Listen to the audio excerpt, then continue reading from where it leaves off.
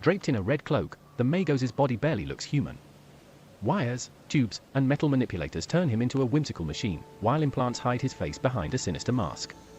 The tech priest intermittently dictates something in technolingua to the servo skull floating next to him, but at your approach, he falls silent and offers a reserved bow. Greetings, your lordship. Lex Mechanic Vinzilex.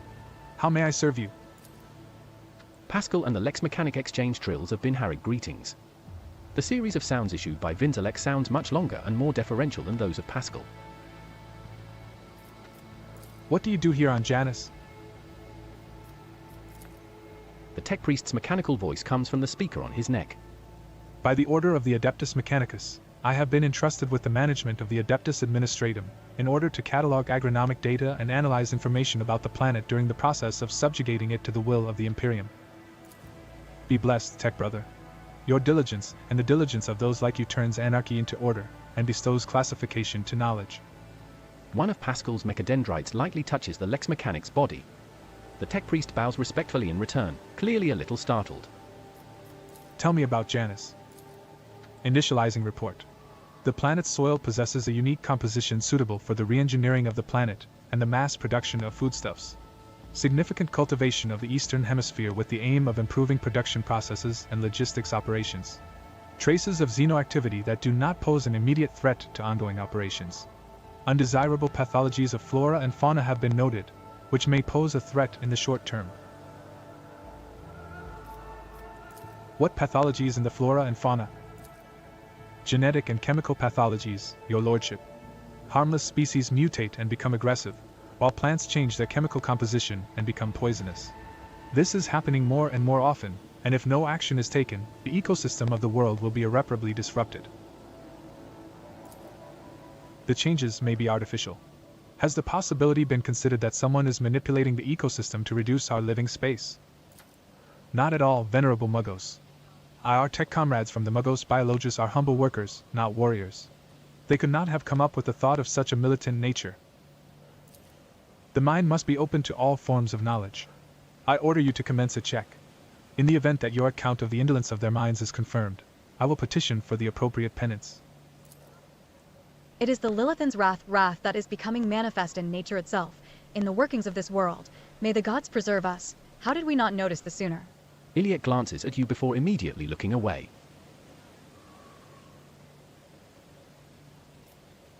How is the governor dealing with undesirable pathologies?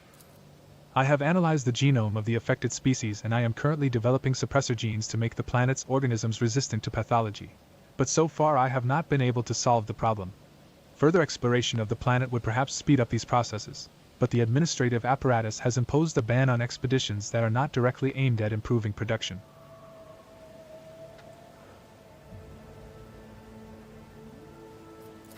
Traces of xenoactivity? According to data obtained during the initial survey, ruined structures of non-human origin were noted in different sectors of the planet, but I did not have the administrative capacity to study them in more detail. For now, I must defer the quest for knowledge. The Lex Mechanic speaks the last words with distinct envy, his eyes fixed on Magos Hanuman. Let's talk about something else. I'm listening. How many servants of the Adeptus Mechanicus are there on the planet? According to the data stored in my cogitator, all infrastructure nodes for food harvesting and processing have their own contingent of technomats. The total number amounts to 253. Correction, based on the latest data, the figure is 211 units. How are things with you and your fellows? The current situation on the planet is assessed as stable. The progress of the prospects is assessed as encouraging. We will speak later.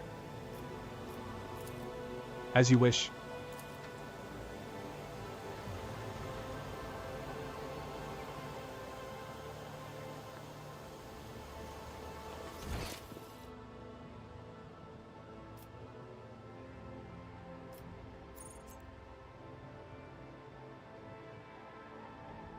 Indeed. I have not seen many places that flaunt such luxury. If you were to scrape all the gilding from every temple on footfall, it would still be less than there is here.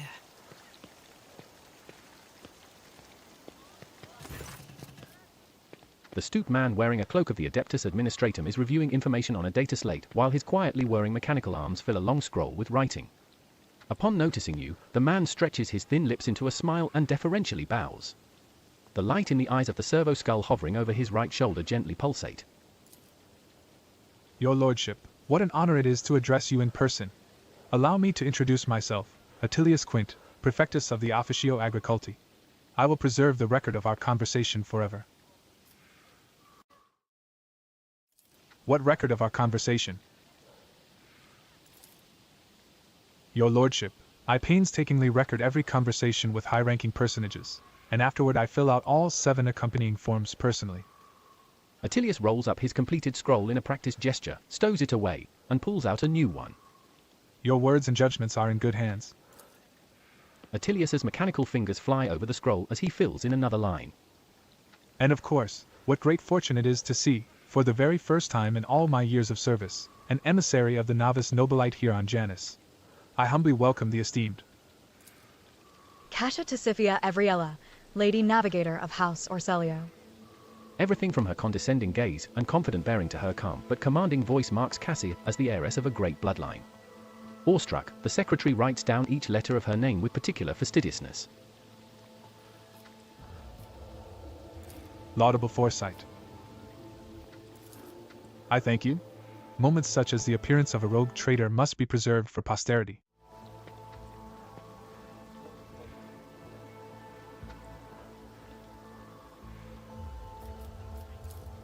What do you think of Vistenza Viat? The governor is a superb leader. She possesses an excellent grasp of all matters and never uses an incorrect form for a given situation. I do not pry into her personal affairs, but if I may speak plainly, a lady who fills out paperwork with such finesse cannot be a bad person, in my view. What do you have to say about the governor's helper, Erliot? Attilius looks askance at Iliad and offers a strained smile. A highly exceptional individual. After today's regretful event, I am beginning to hold her talents in particular esteem. Verily, even mutants who have seen the light of the God Emperor can faithfully serve his flock. Moreover, Erliot's particular abilities could be an interesting subject of study for the Magos biologists. That elongated head shape, those eyes, judging by the skull that was given to me to send on to Footfall, such developmental anomalies on Janus are not a quirk of nature, but some kind of inheritable trait. Iliad freezes completely, turning into a living statue. What did you say? Oh, madam, have my words upset you? I'm certain your kinsman would be delighted to learn that people wish to make pretty presse-papier out of his remains. And besides, I could be wrong about the nature of his origins. What skull are you talking about? A most remarkable item, I must say, a true anomaly. One moment.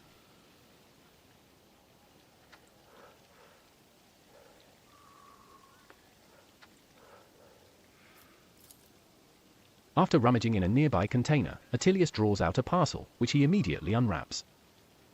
Here it is. I believe the finished piece was intended to be given as a gift to the governor, but under the current circumstances, I doubt I will be able to send it to Footfall anytime soon.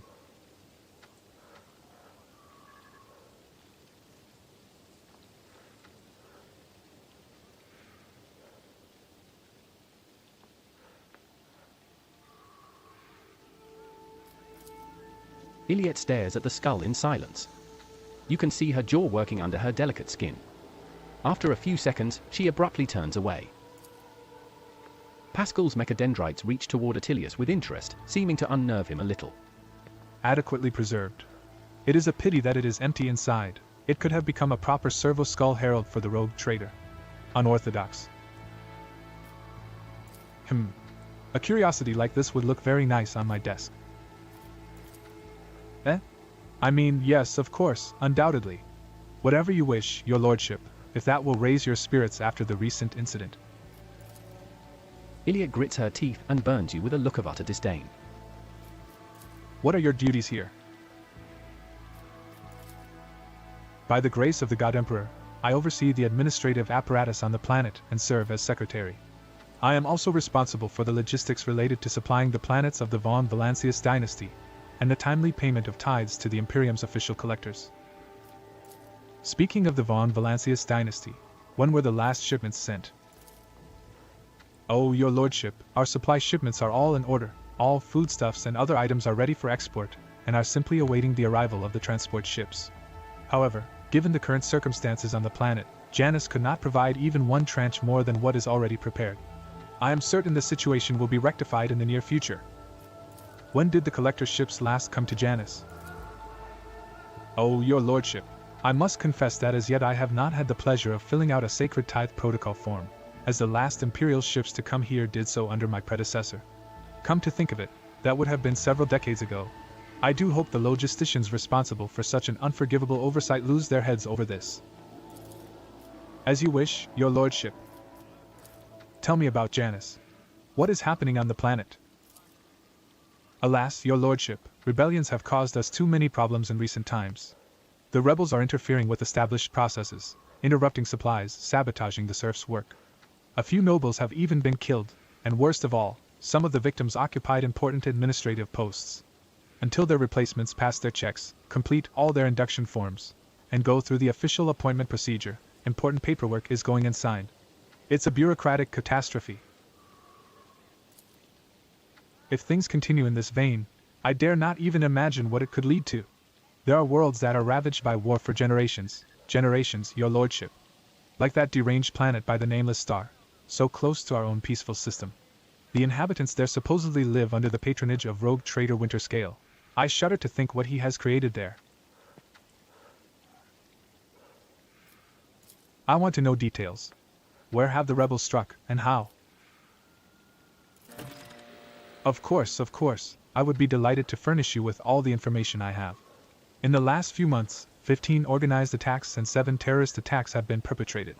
Irrigation equipment has been sabotaged in agrarian sectors 3 to 5, transport routes 27, 413, and also.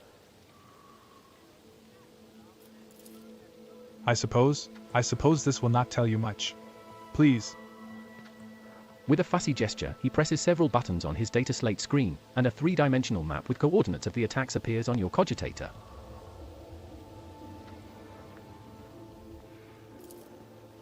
The data is superbly collated, and the map clearly displays the actions of the rebels. At first glance, there seems to be no logic to their campaign, but after analyzing the data and the features of the terrain, you notice a clear system indicating a geographical pattern to their attacks.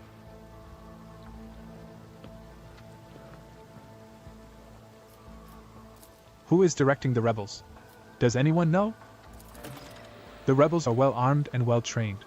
What's more, the governor's advisors are inclined to think that the instigators of the rebellions are very familiar with the planet's terrain and climate.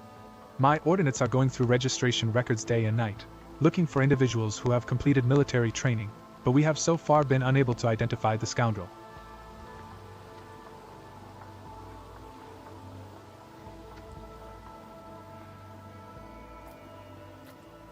What are you doing to combat the rebels? Our security services are tracking those who support the rebels, and our regular wardens are wiping out these saboteurs without the slightest mercy, but they keep on appearing. My scribes have been run off their feet, keeping records of all the public hearings and executions, but I am confident that the governor will find a solution soon. That's enough for now. Of course, your lordship. What do you know about the attack on the estate? A disgraceful incident, simply disgraceful. I cannot believe these scoundrels would dare to come so close, and to drag the nobility into this as well. If they penetrated the estate, that means they had help from some worthless servant or other. Security is currently questioning the survivors, but the culprit has not been found. Yet. Attilius Kint smiles unpleasantly.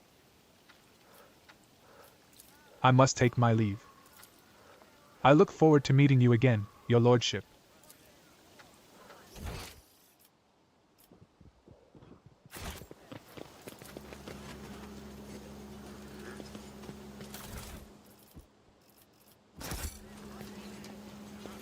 None shall stand in my way.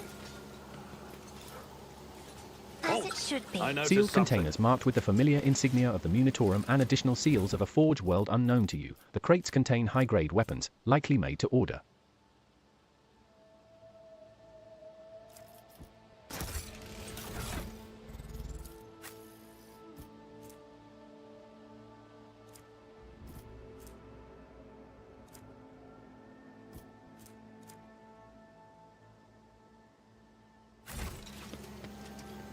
It's about time.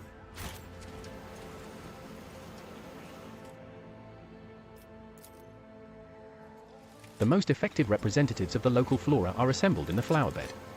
Unfamiliar fruits are ripening on the carefully pruned plants. A hulking man dressed in a uniform marking him out as an officer of the gubernatorial wardens is closely monitoring his subordinates as they surround the building.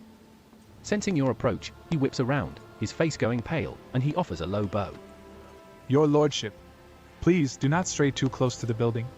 One of the terrorists from today's attack has holed himself up in there. He could be dangerous. What's going on here? Ready to report, your lordship. We conducted a sweep of the area after the attack. All of the assassins were arrested or neutralized except for one. The officer scowls darkly. He sealed himself inside. He already injured 2 wardens who tried to reach him. But there's no need to worry. We'll poison him and clear the last dregs of dirt from the estate. I have only one question, officer. Why have you not already done it? The rogue traitor is here, and the longer you delay, the more you put his life needlessly at risk. The officer flinches slightly at a Bellard's snarl. It is inexcusable, your lordship. The barrels of poison were only just delivered, but we're ready to begin now. Who is he? Officer's brow furrows. To tell the truth, your lordship, I'm more concerned with clearing the area right now than with his identity. We're not expecting to get any valuable intel from him, unless we find something on his corpse after we've done our job. You're going to poison the rebel? The officer nods. We're using insecticide from our stockpiles, your lordship. We don't have any military-grade poisons, but we don't need them, not for this parasite. What's so special about this building? It's one of the utility buildings. Fortunately, it was empty at the time of the attack. There were no potential hostages or innocent people inside. If you ask me, I think this was the first place the killer came to when he was beating his retreat.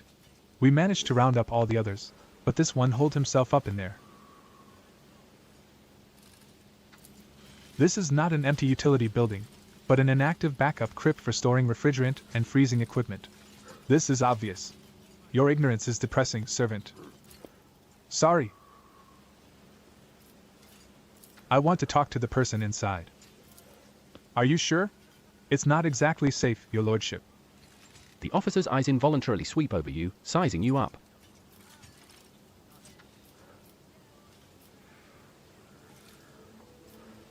I want to solve this problem without too much blood or fuss. The officer takes a breath. As you wish, your lordship. At the officer's signal, the other wardens take a deferential step back, clearing your path to the door.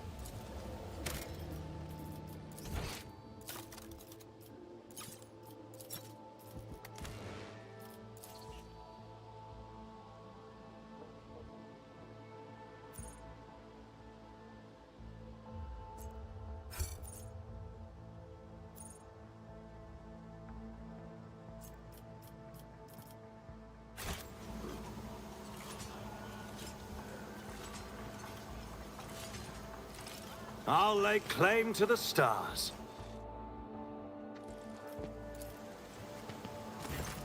When you approach the solid-looking door, a high, boyish voice shouts out. Piss off. You won't take me alive. Better to put a bullet in my brain than let the governor's dogs get their hands on me.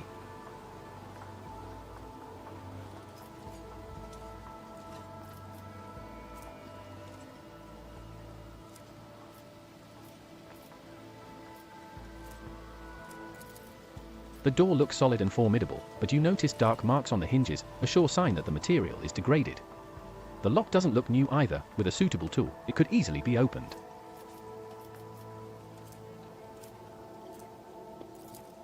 A few powerful blows, and the door flies open, revealing the way inside.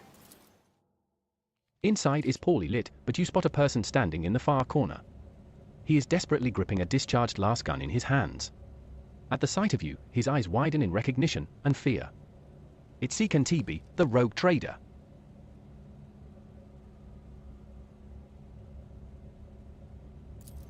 The young man, practically a boy, falls to his knees and stretches out his bloody hands toward you. His clothes are burned on one side and grimy with baked-in blood. Your lordship, have mercy. You are the sovereign of this planet. Only you have the power to save us. Youth is a time of recklessness. I heard that said more than once in the Schola Progenium and during my novitiate. But youth is also a time of directness. Let us listen to this young man before we judge him.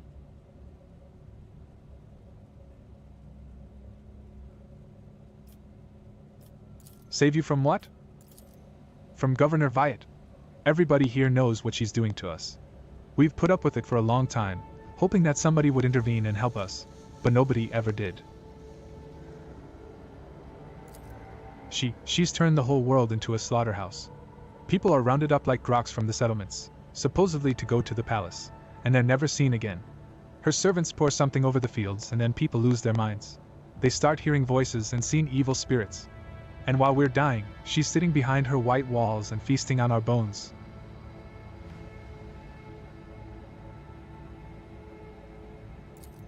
Iliad's face twists. Sacrifices, madness, pain, and death, even in so primitive a society as this, such rites seem senseless, not worthy of such efforts. What is this, a random quirk of nature, or something darker? I was taught that peasants have a tendency to exaggerate their suffering due to sloth and weakness of spirit. But this young man, vermilion thorns pierce every centimeter of his body, and gray shackles bind his hands, feet, and neck. There are no lies in his words, only terror and desperation without end.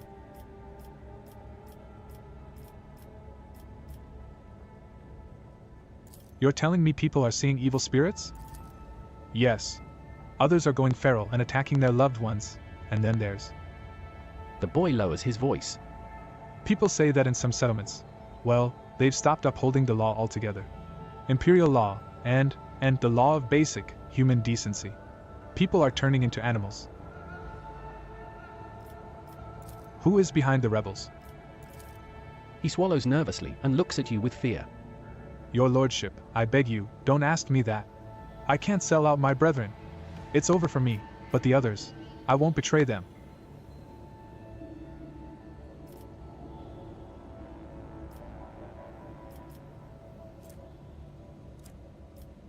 Two, Persuasion 25, there will be no end to the war on this planet until I get a handle on the situation. But to do that, I need to meet with your leader. The boy hesitates for a few seconds and then his head drops limply. As long as you keep your word.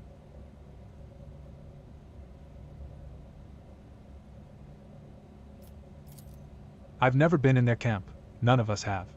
Only the chief saw one person from their base. He came a few times, bringing weapons and orders. He said he represented a greater force than we could imagine, and he said that the governor's dogs will pay for their reprisals in the settlements. But that's not where they're hidden. They keep their distance from ordinary folks. We have it all worked out so that if anyone gets caught, the others aren't caught with them. But I swiped the chief's fox. I thought, after I killed the governor, I could use the message coordinates to find the base and hide out there. The boy retrieves a vox from his pocket and holds it out to you with a shaking hand. That's everything I know, your lordship. Iconoclast, give the rebel an easy death. The people waiting outside will put you through far worse torment than I will. Goodbye. The boy's body goes limp and drops to the floor.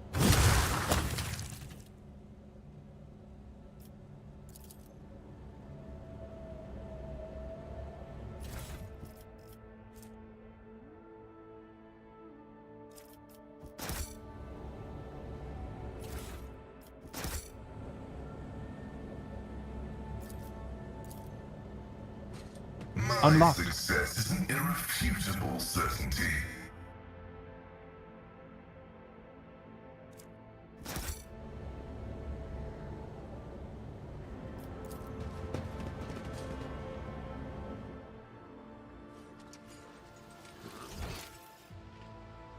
Follow my lead!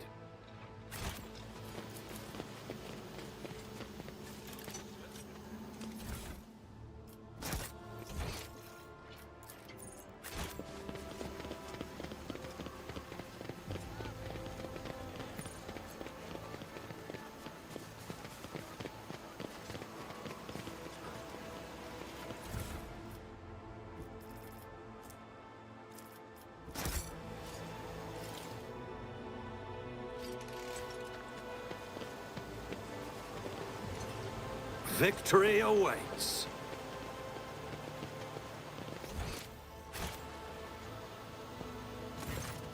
Hearing your footsteps, the elderly servant grabs an injector and stabs it into his arm.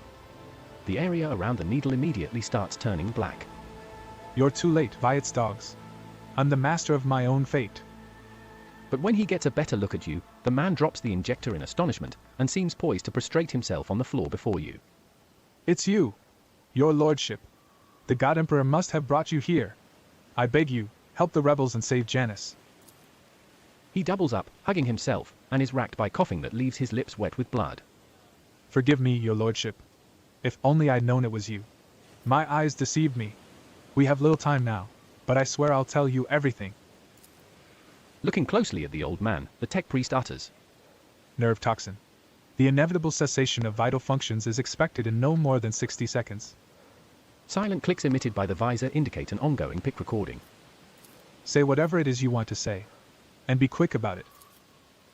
In the name of the Golden Throne, your lordship, show mercy on the humble workers, the salt of Janice, save them. Vistenza Viet, the untouchable governor and leader of the nobility, is creating something monstrous behind closed doors. She uses the Imperium's interests as a smokescreen and purports to be a scholar, but her actions are poisoning our planet.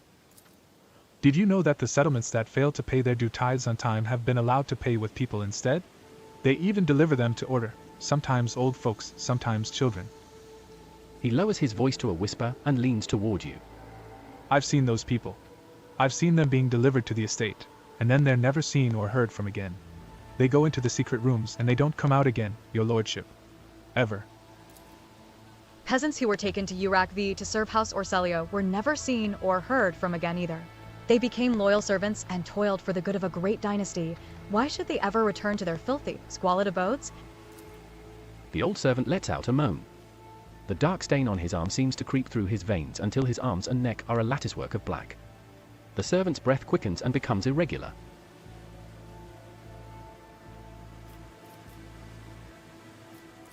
What secret rooms? Hidden chambers deep within the palace. I've never been inside, thankfully. The servants who are allowed in, the ones the governor trusts, they change. She changes them, pretties them up, defile them.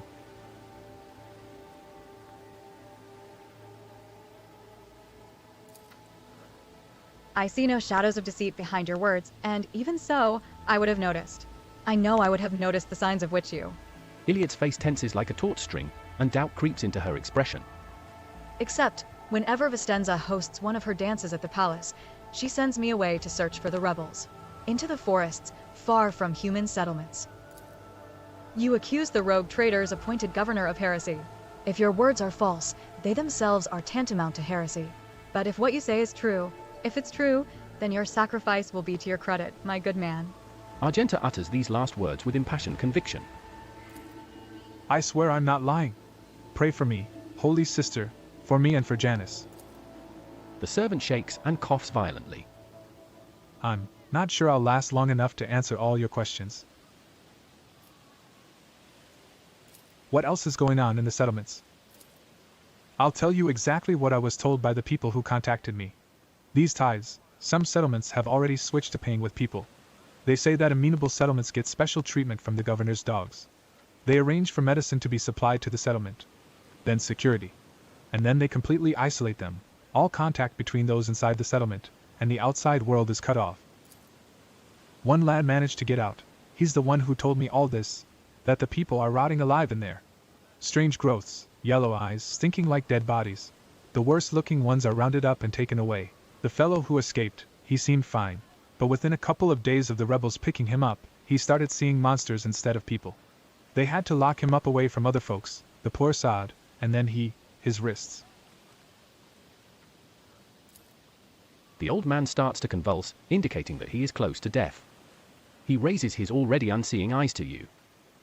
Your lordship, if you'll permit a dying man to make one last request, don't tell anyone that I was the one who unlocked the doors. If you do, they'll go after my family, my home.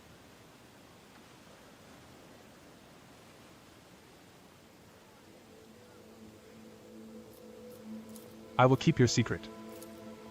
Please save us, save Janice.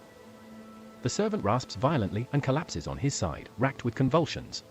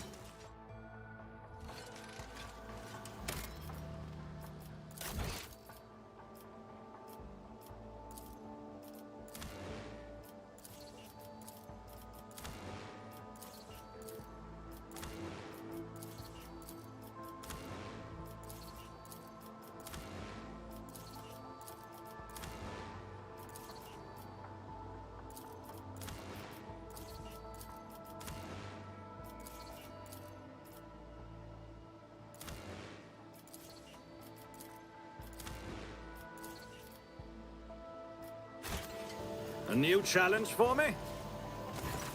Elentak, Iliad gestures for your attention. as you once sought my help, now I am seeking yours. The time has come to dispel the final shadows on our path. I have hidden the truth from you.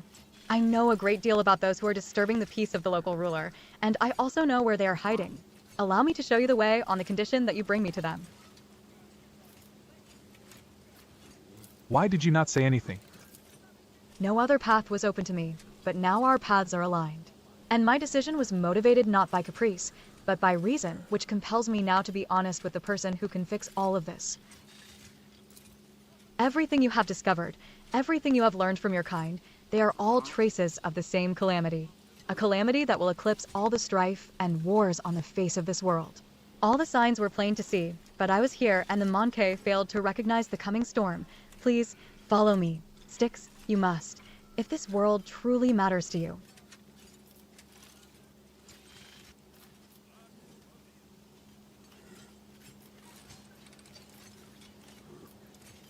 I believe you. Lead on. Thank you, Elentak. You truly must have been brought here by Providence, for no, it was your will alone that brought you here, which has become a blessing for the Lilithan. Let's go, Elentak. I pray to the gods that we are not too late.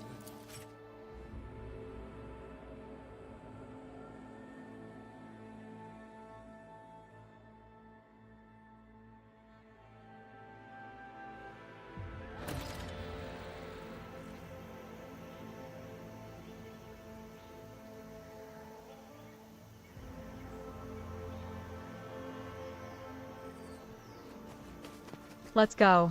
You will soon see everything for yourself, Elentak. It's about time.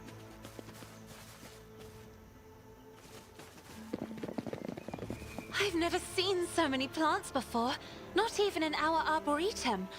Oh, that flower there! I read about it in one of the works by Janitor Canassian. Your display of knowledge, atypical for a layperson, would warrant approbation. Were it not for the fact that Janitor Canassian was excommunicated approximately 3 centuries ago.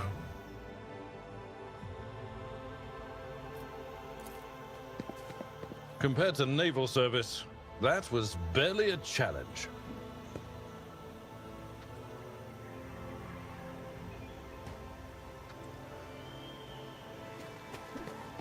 I won't heed your cries of mercy.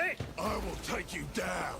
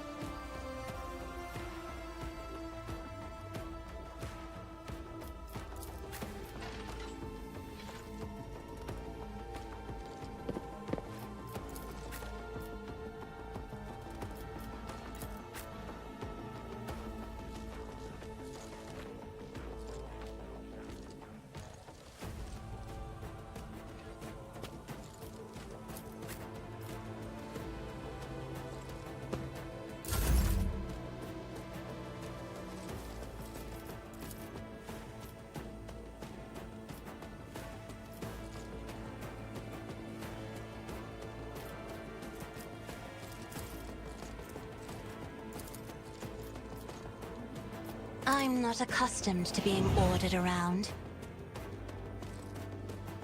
Battlefields are always drowned in scarlet.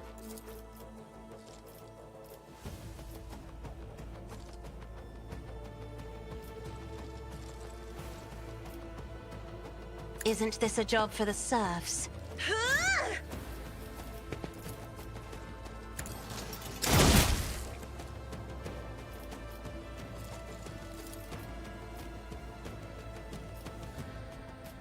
The scriptural prognosis is favorable. My vow is to serve. Request approved. The Omnissiah knows all, comprehends all.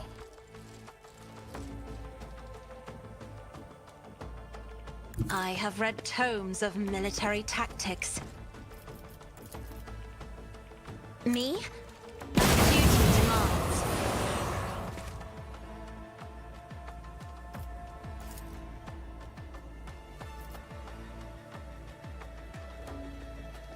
Isn't this a job for the serfs?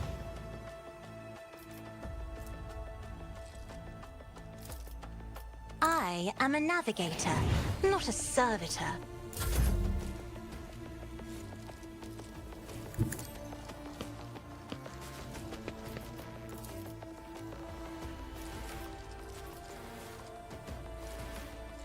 All too easy.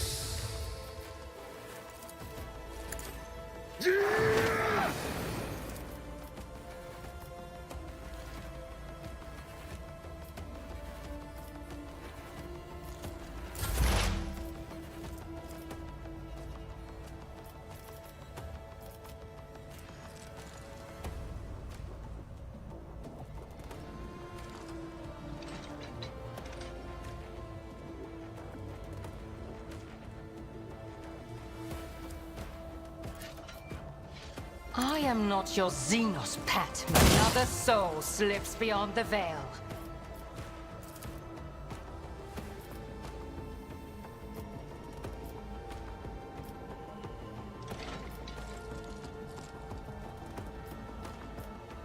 If it serves your cause.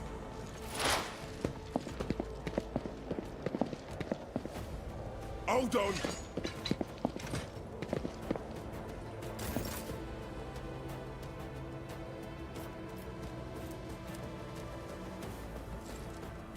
I've seen worse battles than this in my time.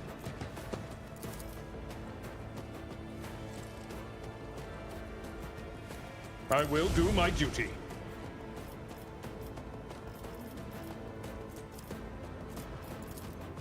Victory is imminent. It will be done. Indeed.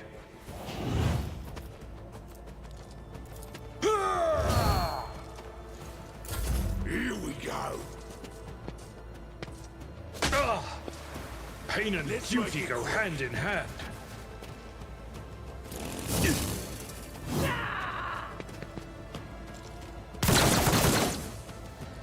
I'm here, maggot.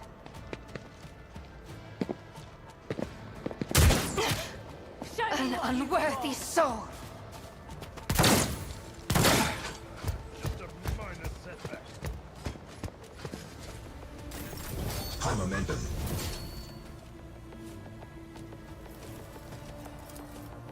Doubt is for them. As the Emperor commands, I act.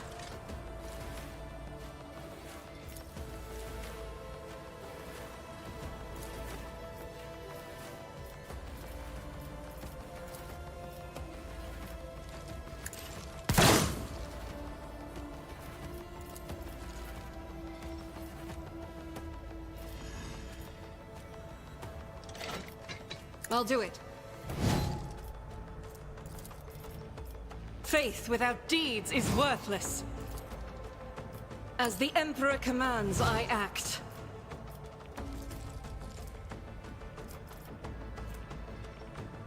Doubt is for the weak. I am his will made manifest. I'll do it.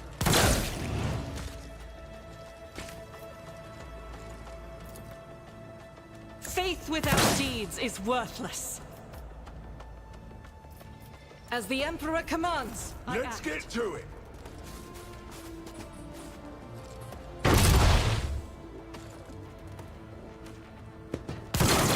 Suffered worse.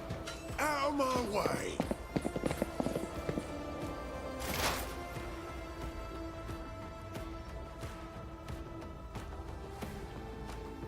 Explorers know one route. Forward.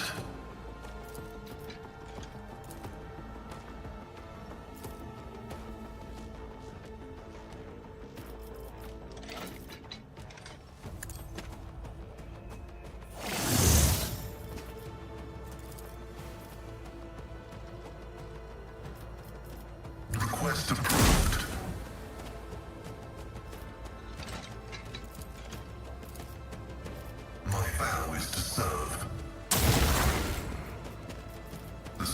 prognosis is favorable.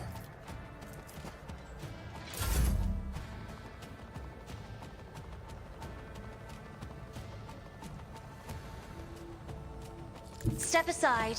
The navigator is coming. Me?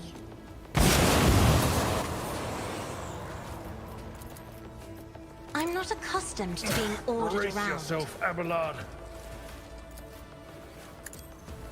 Reduced to dust! Momentum. We'll rule the stars themselves!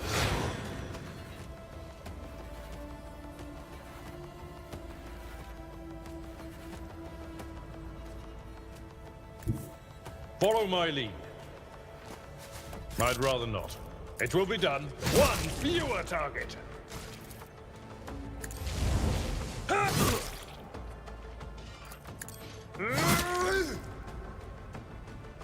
At your beck and grey hair, sure hand.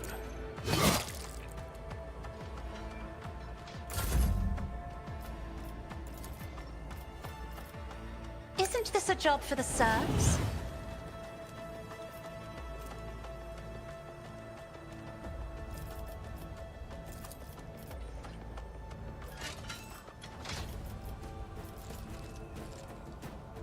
If only that were possible.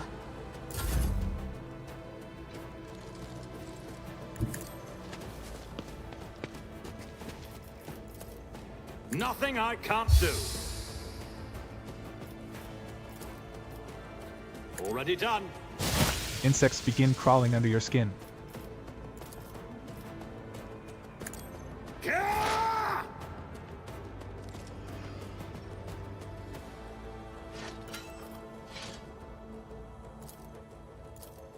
I am not your Xenos pet, monkey.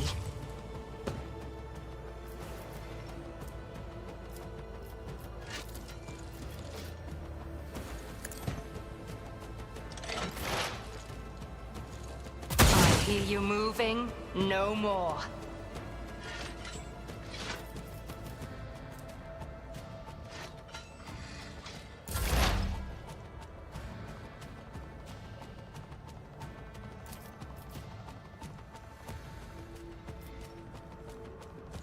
I approach the designated position.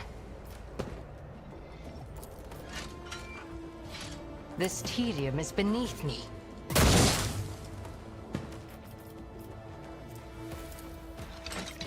I understand your intent. Yeah. Let's get to it.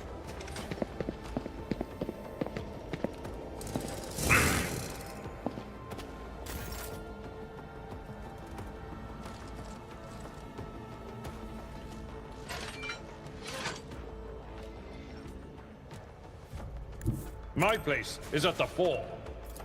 Victory is imminent.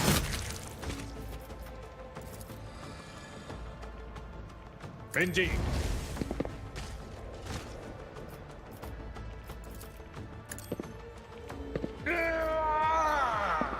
I will do my duty.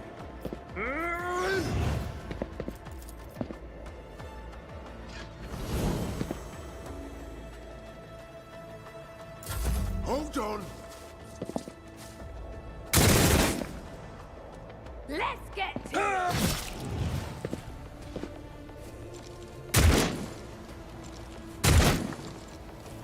Time to slaughter someone.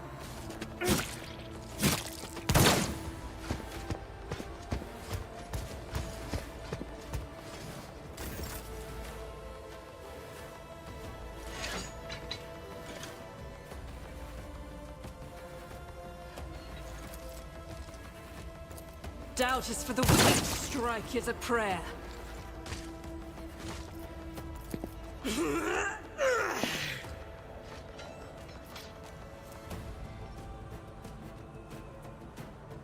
I'll do it. As the Emperor commands, I act. Faith without deeds is worthless.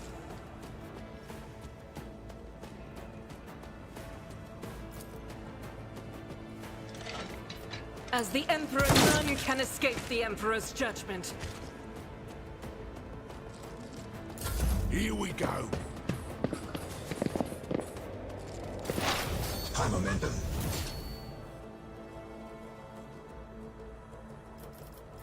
Cogitation failed.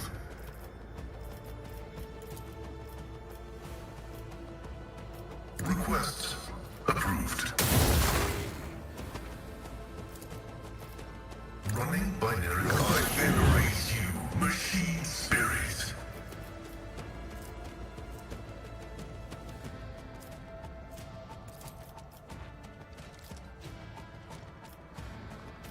Let the cycle be discontinued. Insignificant value. My vow is to serve.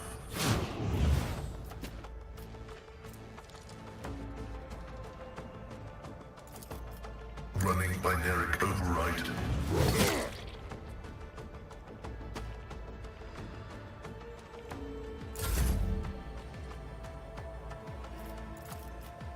If I may, I'd like to race at least. Me? If you insist, Lord Captain. That is foolishness. Isn't this a job for the serfs?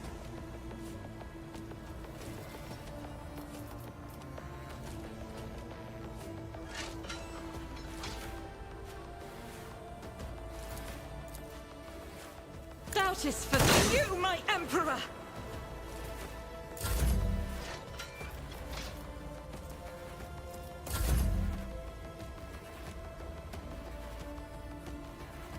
Forge ahead!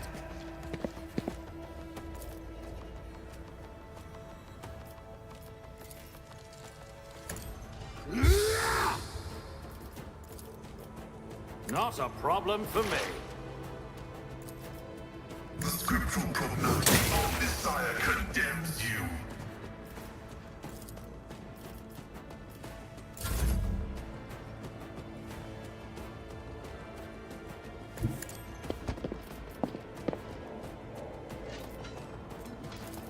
Nothing I can't do.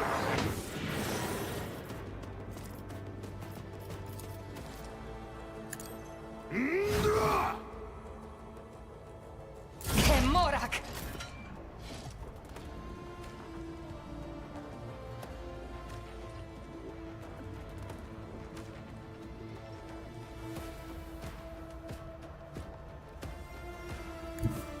A tactically sound approach.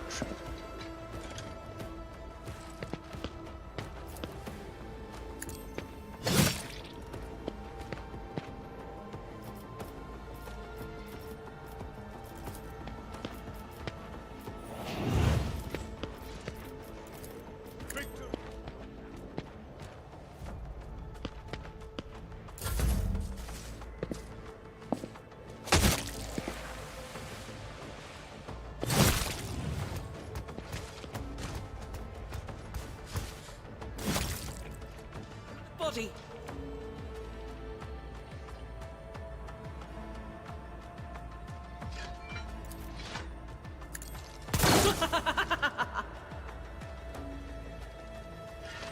As the Emperor commands, I act.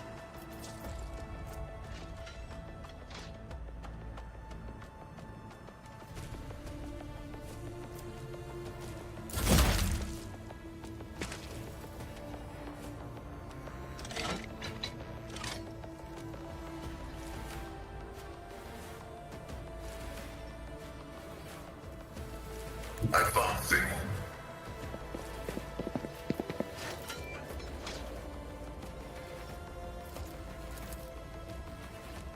Request denied.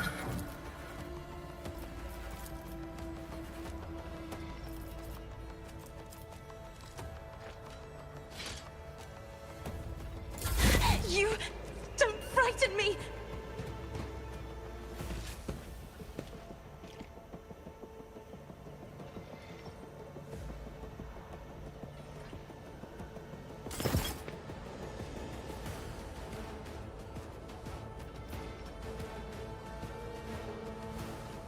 Be careful not to cross my gaze.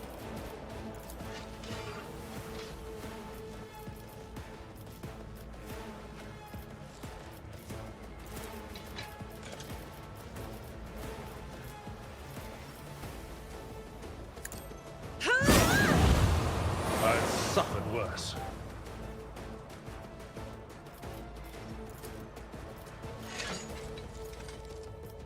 I am a navigator, not a servitor. I'll do it. Trust is a prayer.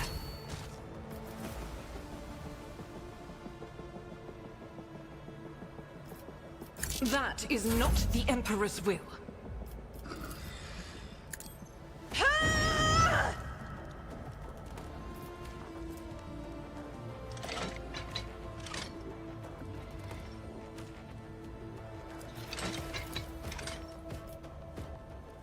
In the name of House Orselio, I shall prevail.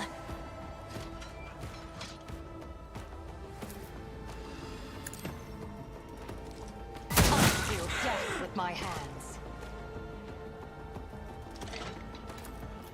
I am not your Xenos pet monk.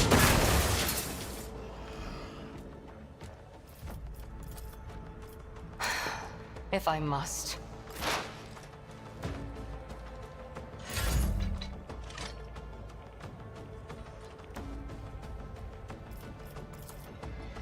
Suits my purposes. Let's see how they respond to this. I don't have time for this.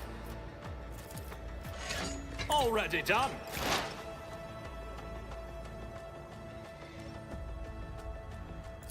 I am not your Xenos pet. No weakness is hidden from my sight.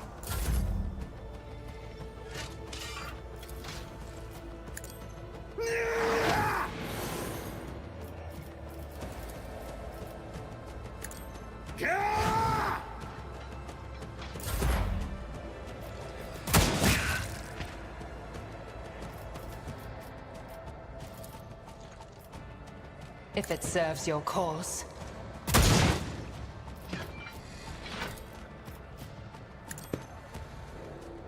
Just a minor setback. I've seen worse battles than this in my time. It will be done. Target well struck. I will do my duty. Indeed.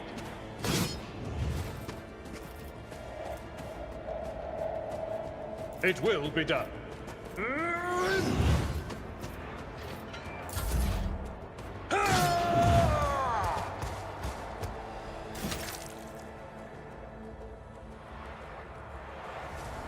The enemies of the Emperor will be undone! For you, my Emperor!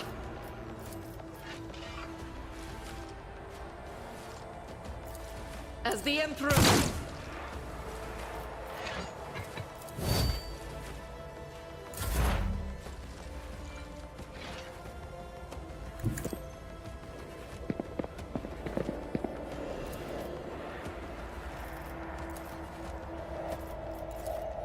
The order is contrary to dogmatic protocols. Request approved. Emperor, give me strength.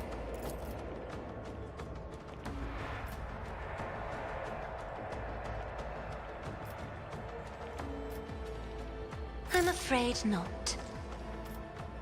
Me? If you insist, Lord Captain.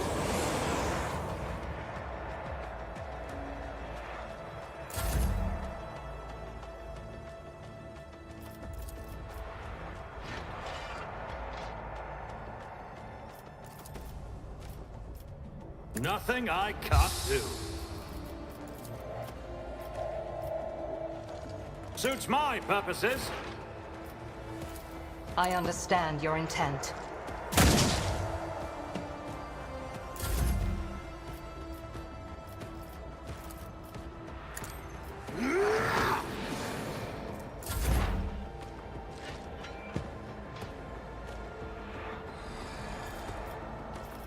I am not your Xenos pet, monkey. This tedium is beneath me.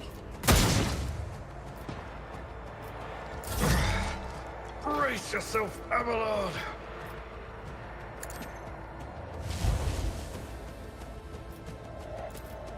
At your beck and call.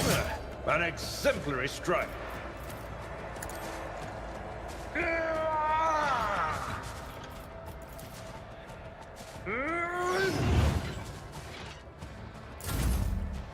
My faith shields me! Faith without none can escape the Emperor's judgment. Iliad's usually dispassionate face is contorted in a grimace of pain and rage. Your elucidator activates when she begins speaking in her own language. I swear on Kyne's riven heart, Warren, you will pay for your treachery. May Moriheg sunder your fate and cast it away. May the blood of Eldanesh flood your throat.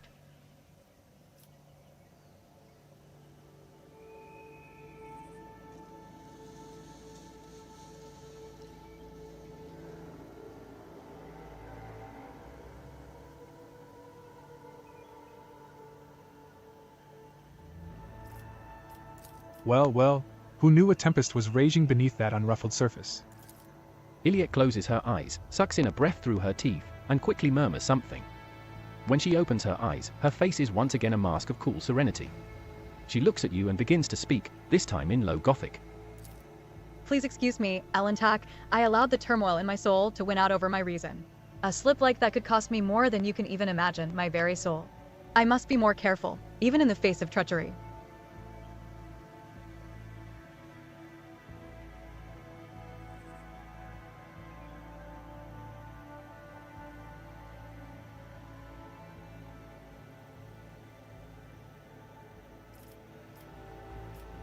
Isn't it time you told me what's going on here?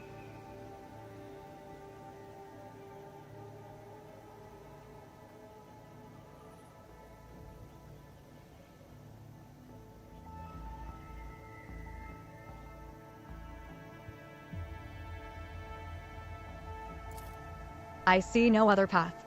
You deserve the truth. We call ourselves the Children of Asurion. Eldari is another name of ours.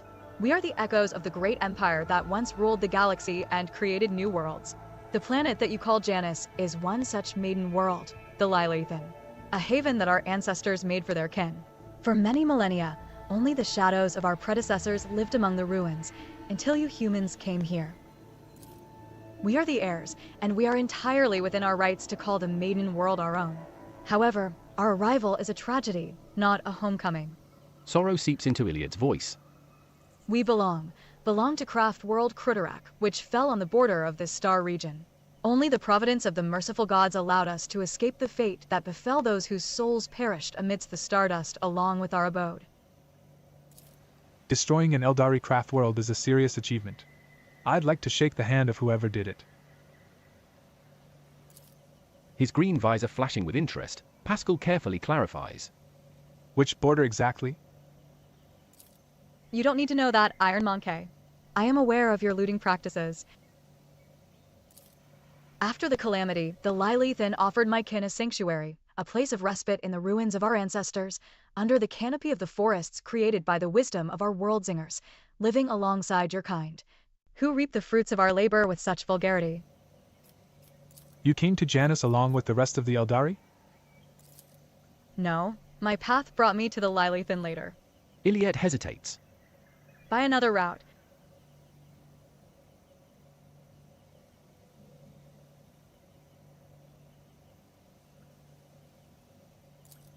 It was Morin who welcomed me here. He was one of the surviving Farsars of Crudorak. He was with a handful of Asuriani who had escaped death and found the path here, to the destroyed cradle of our kind. They were outraged when they saw how the Monkey had ravaged our flourishing garden. How are your kin connected to the uprising on the planet? The Asuriani do not enter battles they cannot win. However, it is in our power to direct the currents so that the elements themselves wash obstacles and enemies from our path. And so it was in this case, Warren, the Farsar from Crudorak, saw a future without the Monkey, and we followed his lead. We simply used the Monkey's passions against them. Their love of freedom and anarchy. Their love of domination and violence. Stoking enmity between servants and rulers is easier when your targets are governed by emotion rather than reason.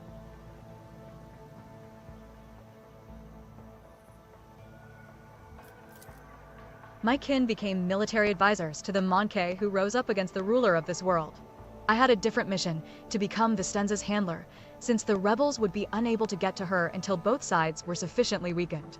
The ruler of the humans had never seen a child of Asurian before, and so she accepted the lie about a degenerate branch of Monkey dwelling far from their own kind.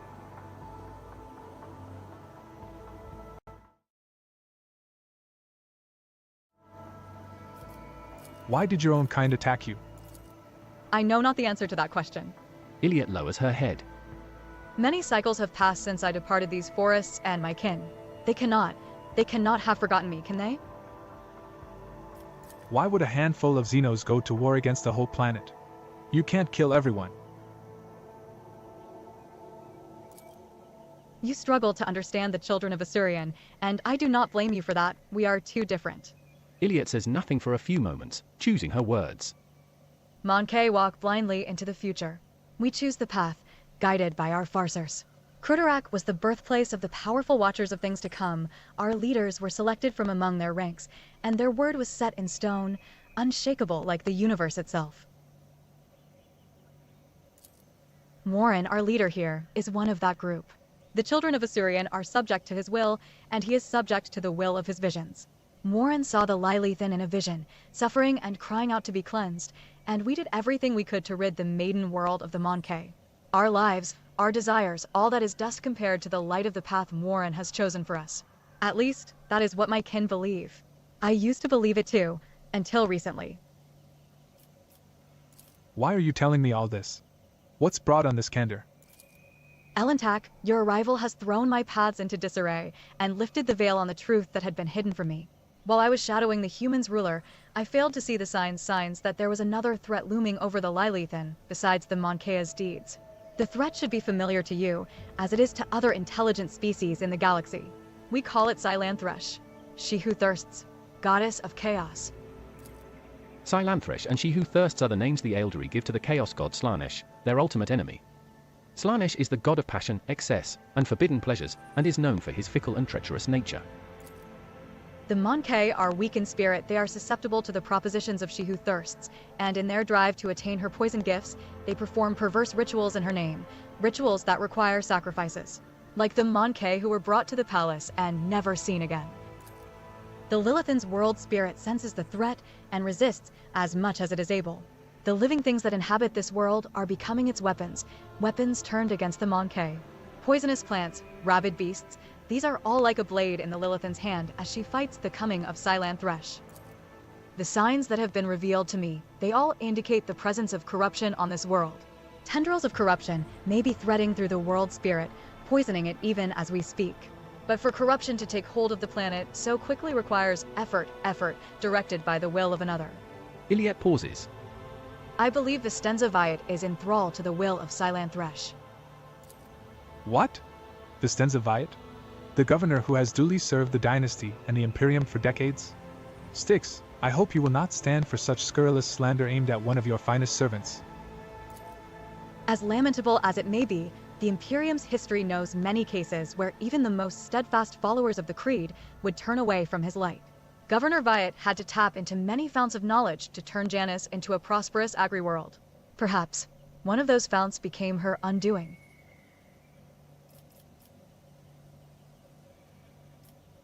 If Vistenza is to blame, then why haven't you gone to the palace and killed her already? There is only one crime graver than serving Silanthresh. It is betraying the children of Asurian for her benefit. Morin saw the paths, he beheld the future. How could he not see the dark stain on its face? How could he fail to do everything in his power to rid the Lilithan of this canker? Iliad's voice grows angrier, more piercing. Before I rip this poisoned seed from the Lilithan's body, I will make Morin answer me.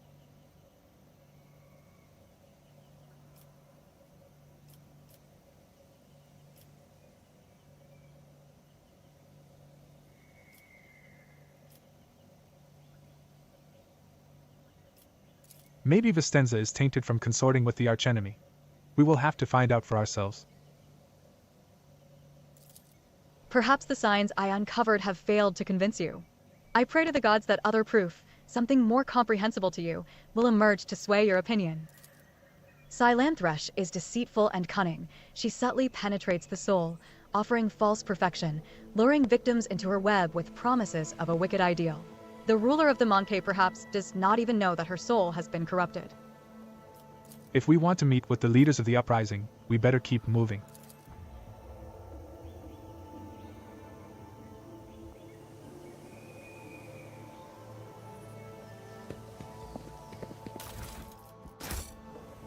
I align my path with yours. For now.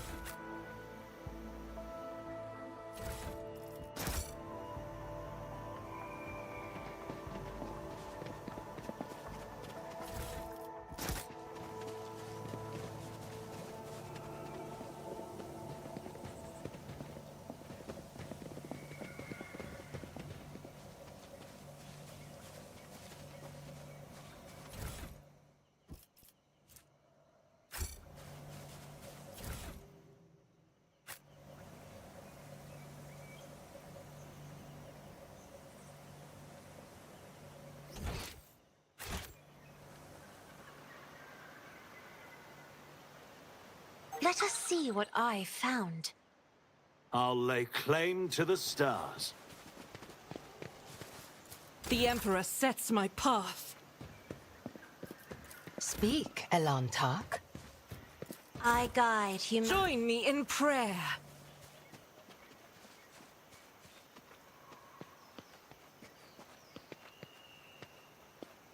Onward. I better myself through my service.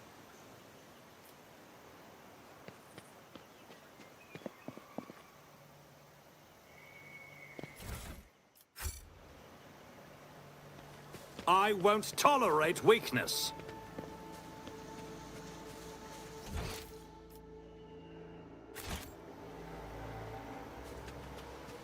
My warp sight reveals something.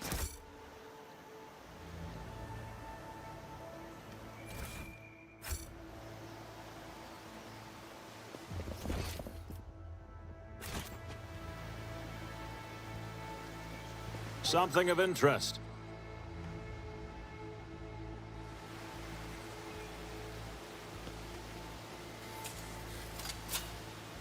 Never doubt me.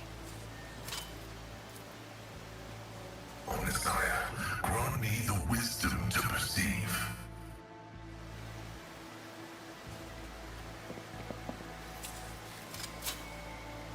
Duty prevails. The Emperor favors me today. Searching is my observance.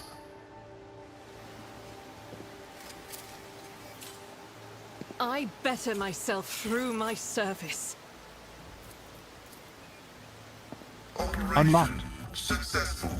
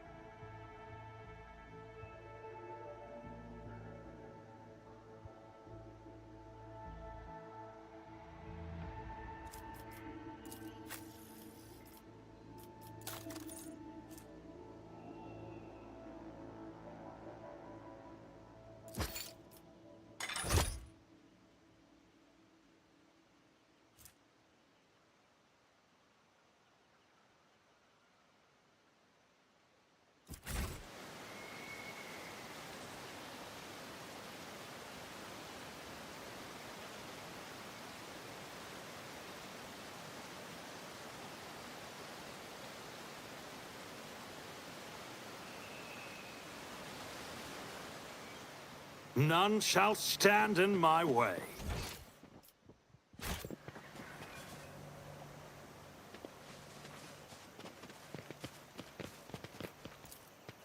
Did you hope to weathered see runes an are completely Azuriani illegible. fail? Keep a sharp eye.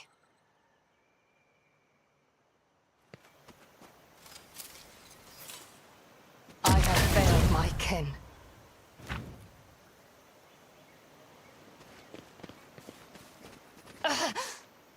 You will pay an Victory even greater awaits. price.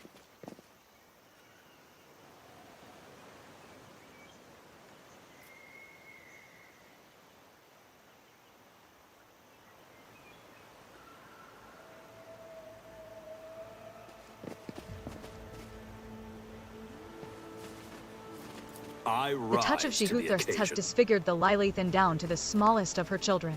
How deep does the corruption run? The plant is Who covered thought in that was a pulsating good purple idea? spots. Young shoots are already covered in Nothing similar matters marks, more. clearly a sign of mutation, not a disease. Duty prevails.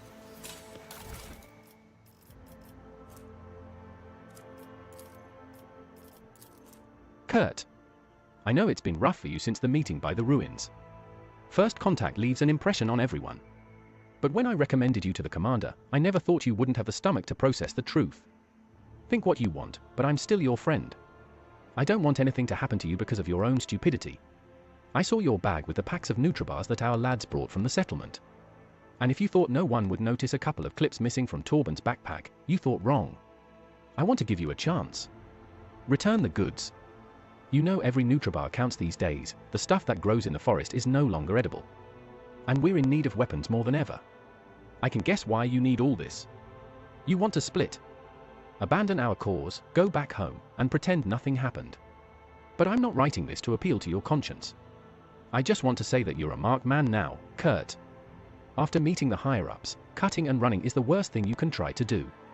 They are watching those who've seen them. They won't let you leave. Let's talk. Just talk, you and me, in private. Let me know when you're in the camp.